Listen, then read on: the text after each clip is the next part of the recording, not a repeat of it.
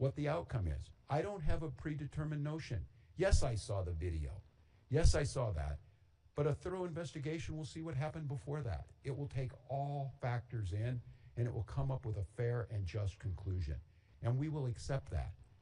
Very, very difficult for Minnesotans to think in any way this is going to be fair when Kristi Noem was judge, jury, and basically executioner yesterday. That's very, very difficult to think that they were going to be fair.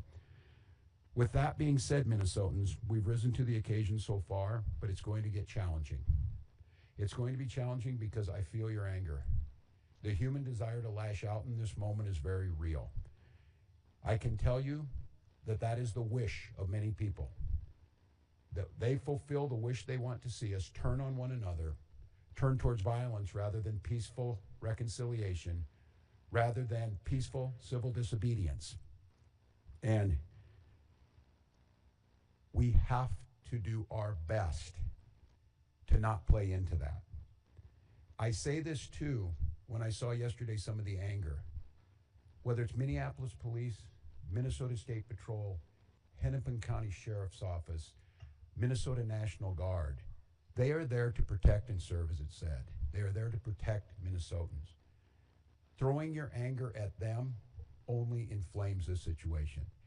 And I know some of you were up at the Whipple building this morning, and to the press who are here, I saw some of this myself. Thank you. Continue to have access to every single space. Continue to cover this story. Continue to show the world what's out there. I will say it where our president won't. The press are the defenders of our democracy. You need to be there. But I also tell folks, protect our Minnesotans who are out there and don't turn the anger to them. This is a brazen use of force. They want us to bend the knee. They want us to capitulate. The way we give them what they want is allow them to use this as an excuse to put more troops on the ground. Use them as an excuse to show that these are violent protests. And I also witnessed what I think is going to be a pattern over the next few days and the coming hours, is I saw an individual show up there with the intent to antagonize folks who were peacefully protesting, with a bullhorn to scream at them. And again, the desire to move on that individual is exactly what they want, because our respect for the First Amendment means we will expect and respect all opinions. If this individual is there expressing support for ICE, that's their constitutional right to do so, and they need to be protected. Don't allow that to be a catalyst to create violence. We believe in states' rights. We believe the federal government needs to stay out of this. We believe that the situation has gotten worse and less safe because of their presence. And I will just say there were two incidents yesterday I saw after this that just tore at my soul. I saw an individual at the scene identify themselves as medical personnel, a physician, and asked to provide aid, and an ICE agent said, "I do not care." That lack of humanity was chilling to me. And after this incident happened, and after the tensions rose, ICE agents entered a Minnesota school, causing disruptions at that school. I can't say this strongly enough as governor, as a parent, as a teacher. To our elected representatives, Democrats and Republicans, I beg you, I implore you to tell them to stay out of our schools. This tragedy will be magnified 100-fold if this fight moves into the hallways of our public schools amongst our youth. And they're watching us. They're watching us now, how we respond. So I've got a few simple asks. Let us, the professionals, handle this on Minnesota soil, this investigation. De-escalate this situation by removing yourselves from this situation with these 2,000 agents that were put here.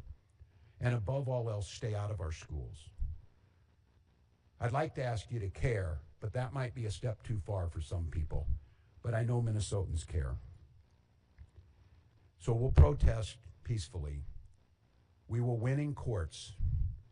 We will certainly win in the defense of our democracy, because the American people see what's happening here. But the way that we don't win and the way that we lose, if this turns towards violence and allows them to escalate.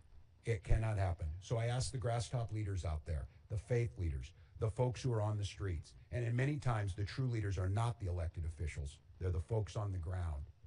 I beg you, implore you, follow those words of the leaders we've had. I had the privilege of serving with John Lewis, and John talked about good trouble. I'm not telling you not to find good trouble, but I asked John many times, I said, John, I don't know if I'd have your self-restraint. Didn't you want to lash out? He said, yes, daily. But he said, I wanted to win this. I wanted to do what right, and I wanted justice to prevail. And to do that, I knew the only way was to not lash out, to not give in to that.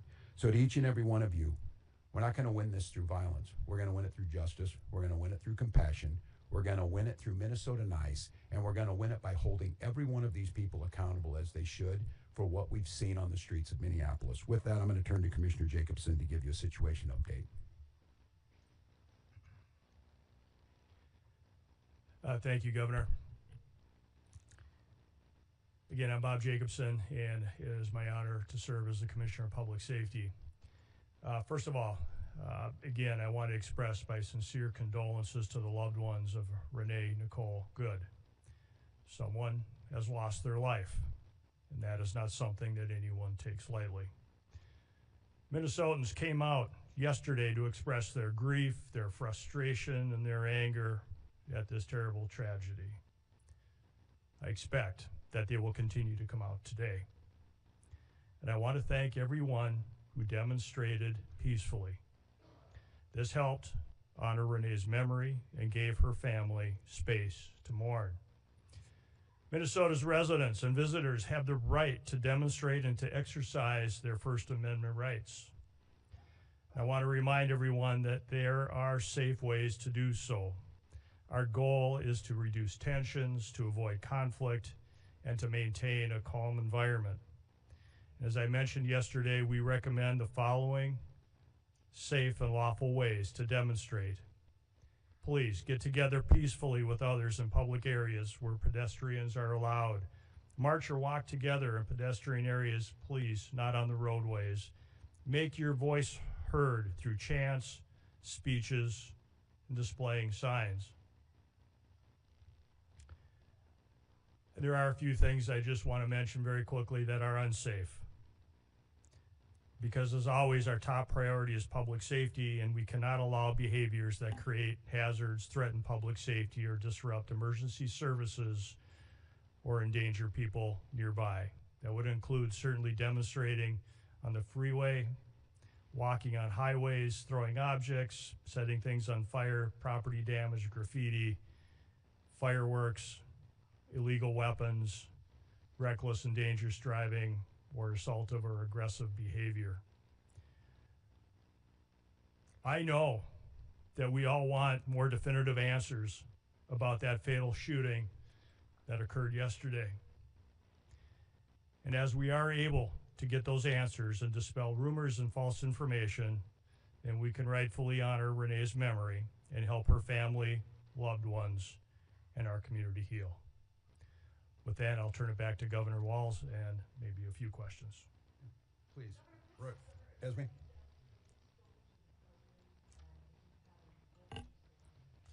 I have not. As I said yesterday, I did speak to Secretary Noem and received a lot of talking points. I will note that I asked Secretary Noem how she would have felt if President Biden had sent 2,000 troops into Rapid City, South Dakota, and she said she would have welcomed them. I leave that for the folks of South Dakota to determine. I've not spoken to the president. I would ask him, first of all, the goal here is to make America safe, is what he said. There is no verifiable evidence that any of this is making America safer. I would ask him to de-escalate in the moment, to allow Minnesotans to back up and grieve, to allow this investigation to be played out by the rule of law. I said it again, I have not passed any judgment on this. And to please, whatever it is, leave Minnesota alone. Earlier this week, I don't know if it was if something he wanted or I've already made it clear. I'm exiting the stage here in a year. But I told him I have a year to continue to do what I love dearly and what I believe I've been good at, making Minnesota a better place to live. The number of calls we got today of parents asking if they should send their kids to school or not. Minneapolis had to make what I believe was the absolute correct decision to cancel school. We have students out of learning today. I would just ask him, I'm not talking anything about border security. I'm not talking anything about what he needs to do on that. None of this is accomplishing either his mission or making us any safer. So just give us a pause. Let us breathe. Look, we're exhausted. We're exhausted as Minnesotans. We're exhausted as Americans.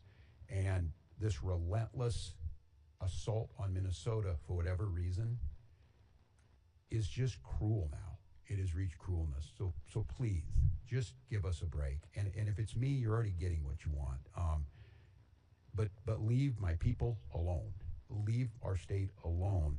And look again and see what's happening. It's not me saying it. You're hearing it from many, many others. So that's what I would say. Is there anything stopping state and local law enforcement from conducting an independent investigation into this, even if the federal government does not want to have you have a joint investigation? So, great question.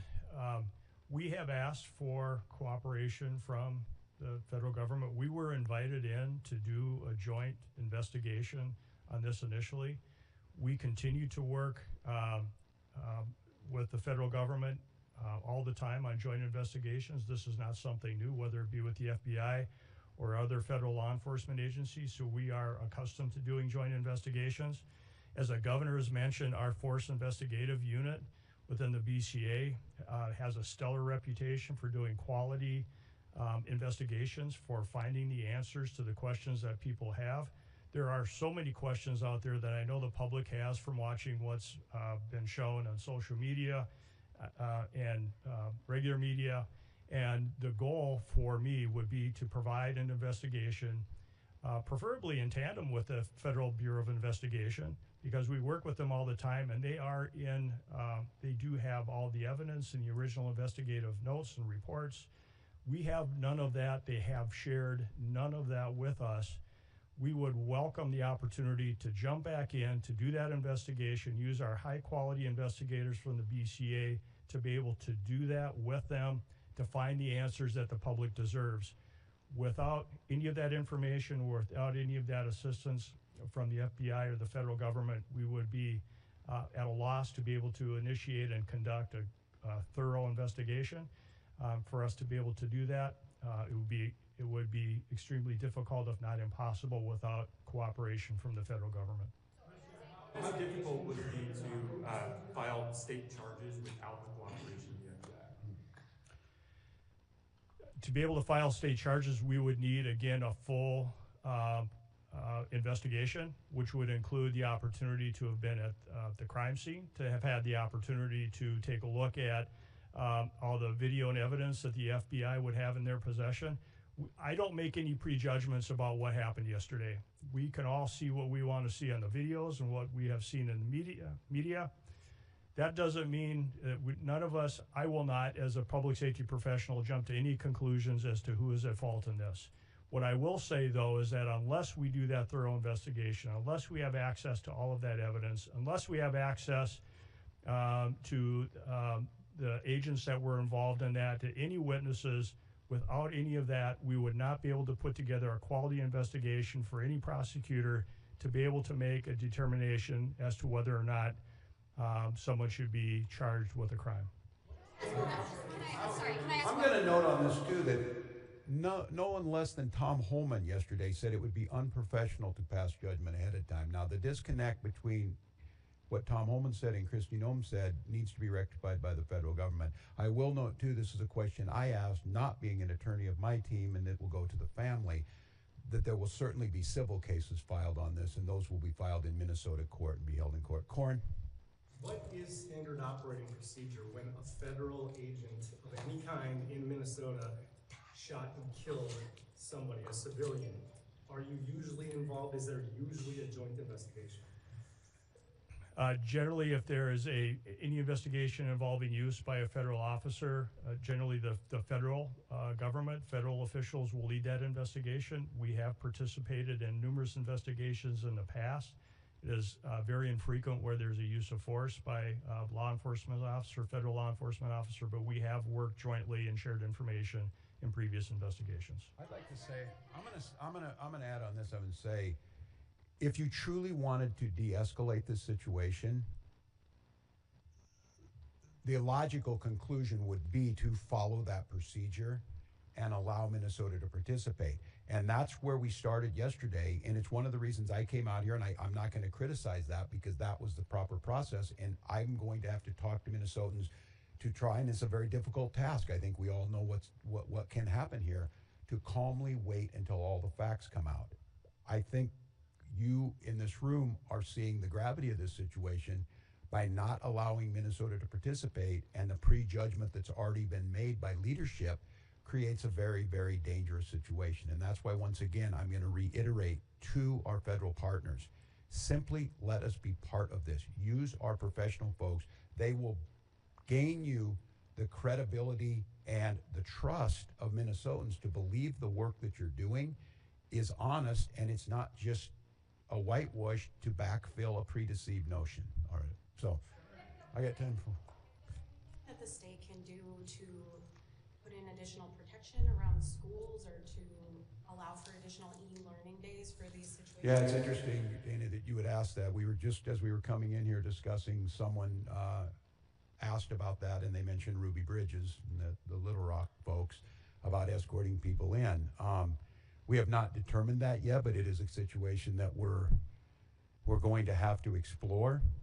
As I said, again, the thing that cut me deeply was watching what happened in our schools and the chaos. And I was on with Commissioner Jett this morning as he's talking to folks from St. Cloud to Duluth about what they think about today. Should we be in classes today and tomorrow in those schools, or does it pose a potential risk? And so we're trying to figure that out. I think many of the things and the lessons we learned during COVID is local communities and local schools being able to make some of these decisions in the long run probably gets us better outcomes, but we are deeply concerned with that. I'm going to come back as soon as we get any more information from all of you. We'll be in front of you again. I will reiterate, and many of you know my wife Gwen, the First Lady, is an English and literature teacher, and we were talking about some of this, and she got asked the question, and it was being written, when will all of this end? And what Gwen said, it will end when enough people say it will end, and I think that is sage advice. And then I couldn't help but thinking, and it scares me a little bit. I heard those words. We remembered, many of us in here in sophomore, and we read it, that the party told you to reject the evidence of your eyes and ears. It was their final, most important directive. It certainly feels like that in this moment. And so I want Minnesotans to not believe that I'm telling you not to be angry, not to be scared, not to be feeling a little bit hopeless in this moment. But I would also say this, and I saw it last night, I saw it during George Floyd, I've seen it throughout our history. When things looked really bleak, it was Minnesota's first that held that line for the nation on that July 3rd, 1863. And I think now we may be in that moment that the nation's looking to us to hold the line on democracy, to hold the line on decency, to hold the line on accountability, and more than that, to rise up as neighbors and simply say, we can look out for one another. We can have differences, but we've proved to the world going on 250 years that our democracy could hold. It feels to me like we're at one of those inflection points, that simply asking our government to give us accountability, listen to local leaders, ratchet down the rhetoric, let people feel safe in their person, and let's let our kids go to school without fear. Let's let our kids go to school knowing that tomorrow could be a little better day. And so we're going to work on that. I'll leave you with this, and I'm not sure when we'll get in front of you next, but to Minnesotans, again, just one last time, don't give them what they want. Don't give them the unrest that they want. Don't give in to allowing them to bring more folks in here. Don't allow them to expand this somewhere else. Rise up, wrap your arms around your neighbors, peacefully express your First Amendment and your constitutional rights, and let's start healing, get some answers, and move Minnesota forward. Thank you.